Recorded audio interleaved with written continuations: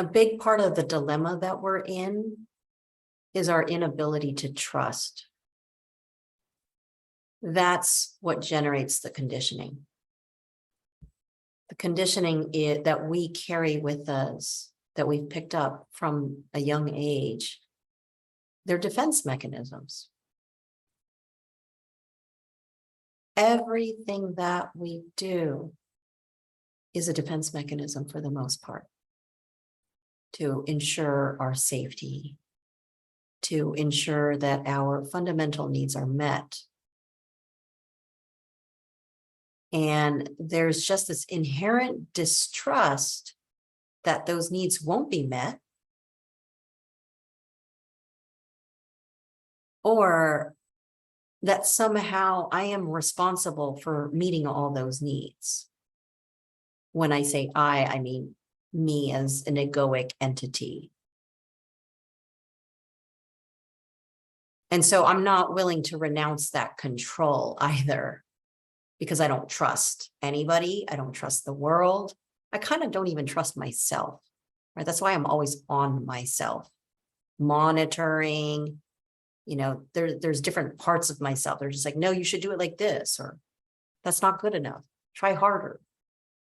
There are all these internalized voices that we've picked up, different stages of our development. Sometimes they're not even our own voice. Like, I recognize these voices now that actually came from other people, whether they were teachers, parents, whatever. That as a small child, I came in so scared and so dependent and grasping on to anything external for that security.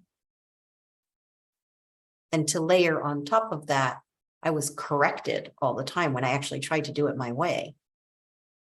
So I don't trust myself either, because I've been told that my way was not the way. There's this other way. But I don't trust the other way either. It doesn't work.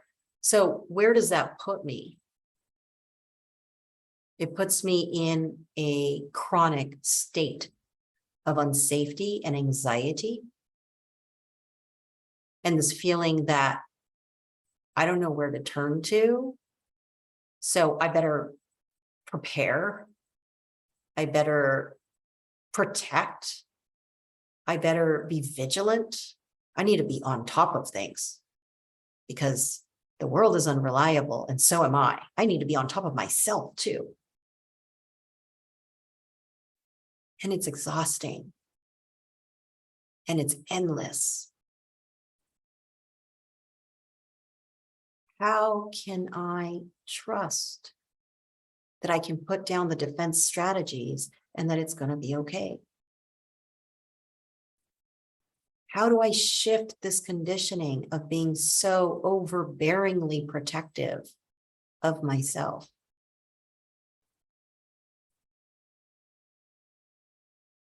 Well,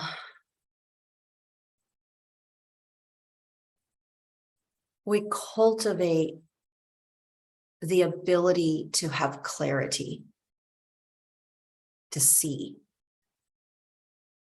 to be able to discern when that defensive strategy is appropriate and when it's not, because at this point it's on automatic pilot and it's triggered by anything. Because I've trained it so much, it's unconscious and it's triggered by anything.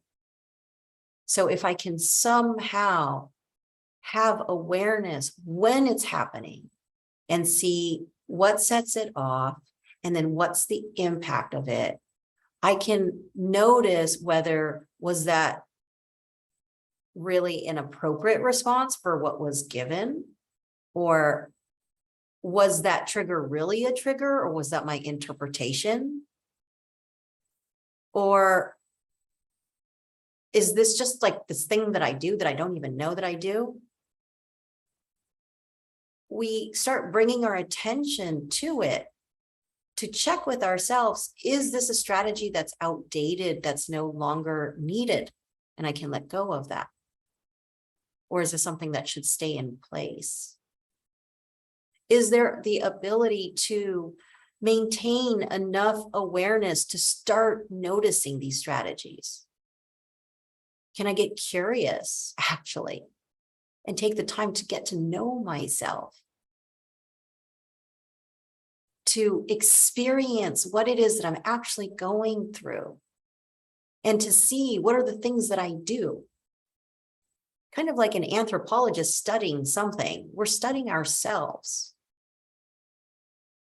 And there's something that happens as we shift the attention and the interest towards ourselves. One is that there's a little bit of a soothing that happens because there's awareness, and that feels safe. If there's awareness, then I'll have more availability to respond appropriately. But there's also a very emotional aspect to that movement of attention, which is I feel seen. I feel like I matter. Someone is interested in my well-being, even if that someone is me. And there's a relaxation, and there's an openness, and probably grief comes up from that estrangement that's been going on for so long. And we start noticing that there's this inner life inside of us that is just so precious and so beautiful. Underneath all of the layers of defense, there's just this incredible vulnerability. And I can't help but feel compassion towards that.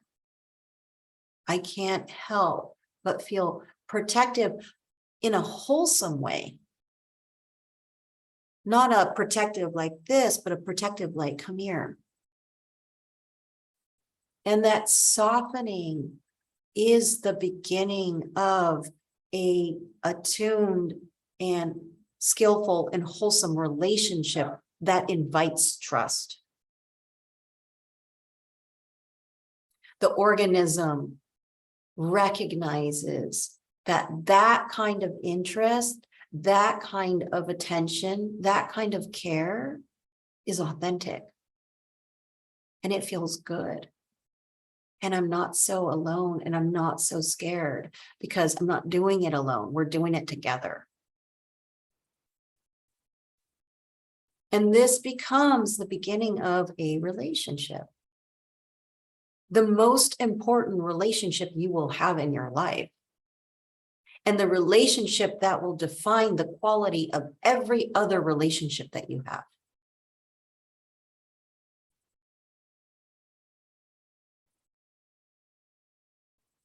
Feeling safe allows me to put the defense strategies down, which allows me to be seen truly, authentically by others.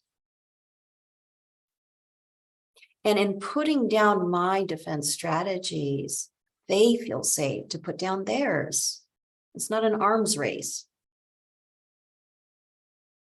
And what happens is a glimpse of the possibility for what true connection is with ourselves and with another being. And that becomes the reference point. Wow, I didn't know that was possible. This is incredible. What happens if I let go of some more defense strategies? Right, so there's an encouragement. The trust is established within myself. I have awareness and I'm tracking it so I can discern who's appropriate for me to let down my defense strategies and who is not able to hold that with care, because I'm not going to do that with just anybody. So there's responsibility as well. I am stepping in to assume responsibility for us. And my protective, vulnerable self feels more courageous to come out because it's not alone. And somebody's looking after me, and not in a controlling managerial way. Not in a violent, forceful, trying to make me become something that I'm not. but as a genuinely loving companion that encourages my sovereignty, that encourages me to meet my edges and take risks, and that holds me when I fall down on my face, because mistakes are inevitable. It's not about perfection. And that I keep coming back, even if I've forgotten her, I keep coming back when I remember and spending time. Then that frequency and that consistency shows, it's evidence that I'm not going anywhere. This is real.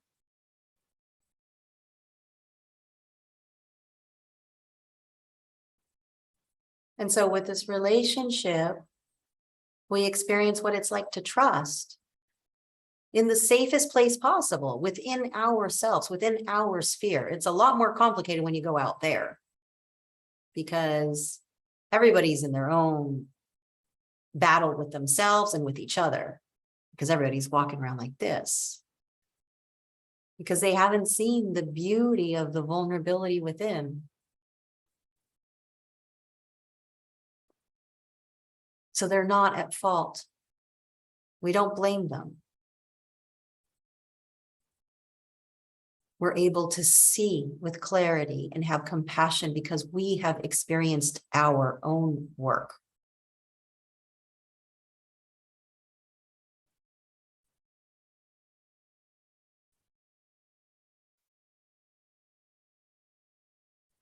And something changes. And when we feel more safety, when there is a trust, we're willing to take more risks. And the risk is to really listen to what it is that my being is wanting, and being of service by fulfilling that, going into the world and fulfilling what it is that the heart wants.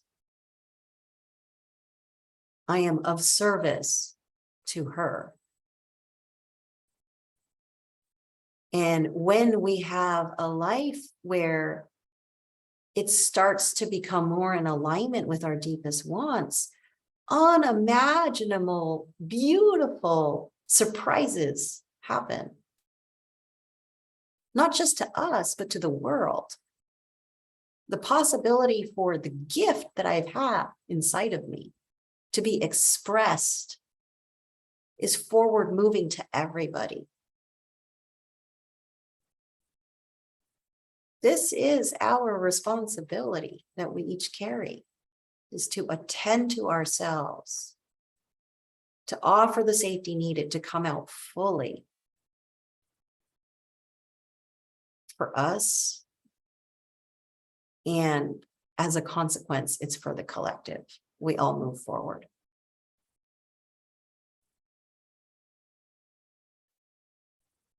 It's actually not selfish.